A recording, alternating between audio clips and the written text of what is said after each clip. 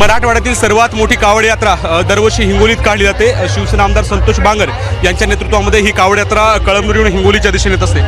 साहेब, आज कावड यात्रा आहे, आज अगदी रुद्राक्षाच्या माळा वगैरे घालून तुम्ही जे माझ्या भोळ्या शंकराला आवडतं ते आज पोशाख आम्ही धारण केलेला आहे आणि काही वेळातच या ठिकाणी चिंचाळेश्वर महादेव मंदिरापासून ही कावड यात्रा शुभारंभ होणार आहे। किती शिवभक्त सहभागी होणार आहेत आणि काय किती वाजेपर्यंत ही कावड यात्रा शहरामध्ये हिंगोली शहरात? दुपारी 5 वाजेपर्यंत हिंगोली शहरामध्ये ही दाखल होईल। लाखोच्या संख्येने या ठिकाणी शिवभक्त सामील होतील।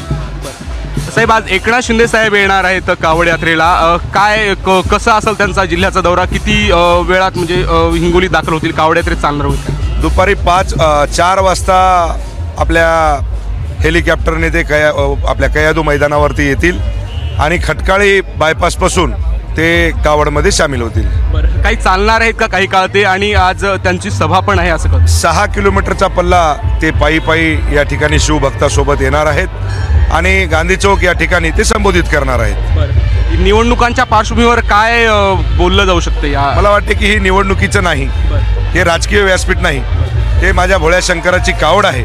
त्या कावडीसाठी दरवर्षीप्रमाणे याही वर्षी गेल्या 3 वर्षापासून आमचे मुख्य नेते आदरणीय एकनाथभाई शिंदे येत असतात। या वर्षी सुद्धा ते सर्वांना शुभेच्छा देण्यासाठी येणार आहेत। काय साकडं घाललं जाणार आहे आज कावड यात्रा काढताय तुम्ही?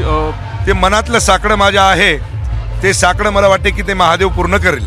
पाऊस पडत नाहीये राज्यभरामध्ये, परिस्थिती आहे जवळपास। या भोळ्या शंकराला माझी एवढीच साकडं आहे की या जगाचा पोशिंदा माझा शेतकरी राजा हा सुखी झाला पाहिजेत, पाणी चांगलं पडलं पाहिजेत, सुगी चांगली पिकली पाहिजेत आणि आज कावडमध्ये 100% तुम्हाला दिसून येईल आजपासून पाण्याला सुरुवात होईल। शेतकरी आहेत शिवसेना आमदार संतोष बांगर काहीच